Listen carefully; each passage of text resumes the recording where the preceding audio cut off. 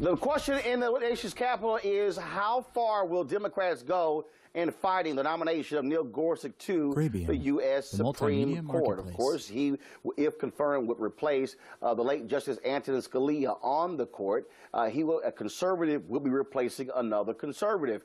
But the Democratic base is saying they want to see Democrats fight Republicans on this nomination because they are still angry that President Barack Obama was not able to get a confirmation hearing for his choice, Judge Merrick Garland. The question for Democrats, though, how far do they want to push this? Because they could push this so far with the filibuster where the Republicans invoke the nuclear option, lowering the standard of a Supreme Court nominee from 60 votes to a simple majority. It's also a difficult question for upwards of 10 Democratic senators who are going to be up for re-election next year in red states won by Donald Trump. Here is Democratic Minority Leader Senator Chuck Schumer of New York sharing his thoughts on the nomination of Neil Gorsuch. Senior Senator from the state of Washington, it is with all this in mind that I have come to a decision about the current nominee. After careful deliberation, I have concluded that I cannot support Judge Neil Gorsuch's nomination to the Supreme Court. His nomination will have a cloture vote. He will have to earn 60 votes for confirmation. My vote will be no, and I urge my colleagues to do the same.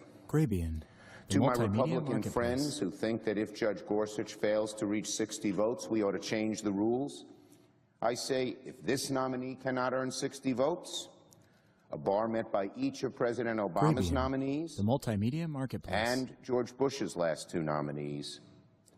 The answer isn't to change the rules. It's to change the nominee. All right, folks, let's get into this right now with our panel. Joining us, Ralph Chittims, who joins us there, Republican. Dr. Julianne Malveaux is also in the House, President Emerita of Bennett College. Also, Avis Jones DeWeaver, leadership strategist, and we'll be, of course, talking with her later in the show with regards to her book, How Exceptional Black Women Lead. And also joining us on the panel here is, who we got? Oh, my goodness, Lil Kappa. Scott Bolden. Scott Bolden, Scott Bolden. The one and also former head of the D.C. Democratic Party. Yeah. All right, let's get right into it. So the question is this here. The Democratic base is demanding repercussions against the Republicans for refusing to even meet with or hold a hearing for Judge Merrick Garland. Now, critics say, hey, Democrats should not waste the filibuster threat on this nominee. They should wait for the next one if Justice Anthony Kennedy, who is a swing vote, if he steps down, that means there's going to be a clear hard right majority on the Supreme Court. So the question, Abe, is should Democrats go to the mat against Gorsuch, and Republicans could potentially invoke the nuclear option? You know, this is a very tough dynamic that the Democrats are facing right now. The reality is that this particular nominee is going to swing the court Republican, strongly conservative again. People believe that he's even to the right of Scalia, which is very disturbing. However, it's also a very sensitive situation where if we have a simple majority in the future, we might see an overwhelmingly conservative court. So unfortunately, I think that personally, I don't like this nominee, but I'm not sure that this is the particular time to sort of put in jeopardy your future political chess points that you could have on the board.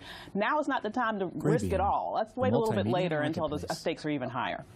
Here's why, Scott, why I think Democrats have to filibuster Gorsuch. Okay, so here's the example people use. They say, okay, hold your powder on this one, wait for the next one. But here's the deal. If you confirm Gorsuch now, that means he replaces a conservative in Scalia. So you still have 5 conservative, 4 liberals, but even though out of the 5, Kennedy is the moderate, if you will.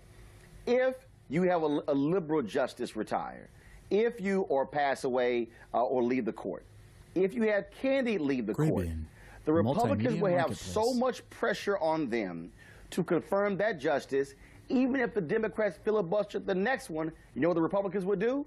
Simple majority.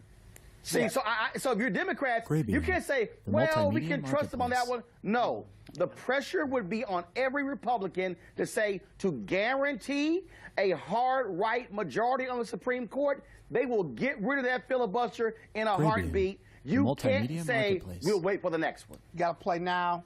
You got to play for keeps. Nothing to keep dry. You have to fight, fight, fight. And remember, this president is at 36% and dropping. The Republicans are in the middle of a civil war with their own party. They can't even pass Obamacare. The Democrats smell blood. That's when you go in for the kill. You fight now, and you fight the next one until you can bring change and protect your base. Because remember, midterms are coming up, and the judgment will be against the Republicans, not the Democrats. We got nowhere to go but up. Fight now. I absolutely agree. Ralph, go ahead. I actually agree with Avis on this one. You know, back in 2006, Gorsuch was up for confirmation for the 10th Circuit, and he was confirmed, I believe, was unanimously, and in fact, then Senator Obama, then Senator Hillary Clinton, and Chuck Schumer all voted to confirm him. So now all of a sudden, is very different than the Supreme Court. Now all of a sudden, hold on, Julian. Hold on, Julian. Go ahead, Ralph. A few years later, now you have these same senators saying he's not qualified. So it begs the question, this is nothing but politics. No, listen. Hold on. Guys, hold on. Julian, hold on.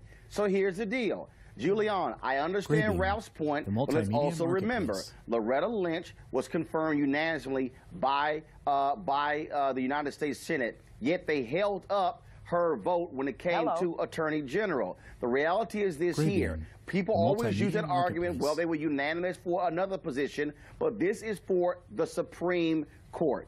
Not only that, but Mr. Gorsuch has been supercilious. He has been slippery. He has not answered a question.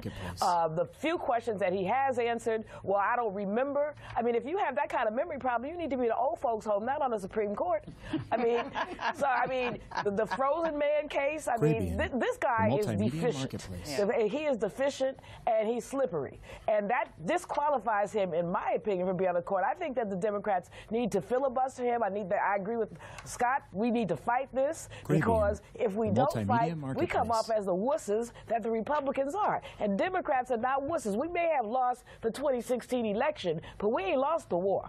When Ruth Bader Ginsburg was up for confirmation to the Supreme Court, Ruth Bader Ginsburg on more than 70 occasions stated that she could not or would not answer a specific question regarding specific cases and how she may or may not rule. So claiming that Gorsuch shouldn't be confirmed because he would not give specific answers to a specific hypothetical question then begs the question, how come it was okay for Ruth Bader Ginsburg to do so? Here's the deal. Okay, one second. Here's the deal. I don't care about who couldn't answer questions. I don't either. Here's what I care about. I care about the questions he did answer. And that is, he consistently ruled for big business over the little man. And that frozen truck driver case, I simply cannot ignore, where he ruled that the company was in their rights to fire that brother when he was risking his life sitting in that truck. And so, I'm sorry. I want a Supreme Court justice who gives a damn about regular, ordinary folks and not just corporate interests. But I do think in this case, to Scott's point, look, I get to say, well, you know, we can play the game and, you know, we'll hold Republicans to their word. I'm telling you right now, and I get your point, Avis, but the pressure will be so great on Republicans to confirm a right-wing justice if Kennedy steps down or one of the liberal judges, that they will get rid of the filibuster in a heartbeat to guarantee for the next 20 to 30 years a right-wing Supreme Court. You can bank on that. A peaceful